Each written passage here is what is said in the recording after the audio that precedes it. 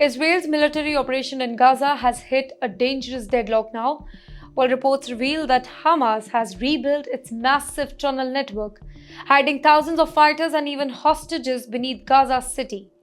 Now, these underground passages, some stretching from kilometers, make it almost impossible for the Israeli army to strike without risking the lives of 20 captives that are still believed to be alive. Well, the situation is really tensed. Hamas has warned that if Israel continues its offensive, then the hostages will not survive, alive or dead. Now, this chilling threat has forced Israel to pause ground operations, leaving the entire army and the government scrambling for a solution right now. The tunnels, aren't just hiding fighters. They are strategic traps that protect Hamas leaders, their weapons, their vital infrastructure from airstrikes. Well, the stalemate is more than just a military challenge here. It's a humanitarian crisis.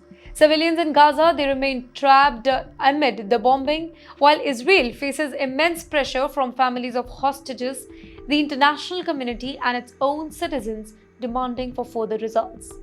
Each day of delay increases tensions and uncertainty, making this particular conflict even more dangerous. Here experts warn that longer this deadlock continues, the more difficult it would be to rescue the hostages safely or neutralize Hamas without a major escalation.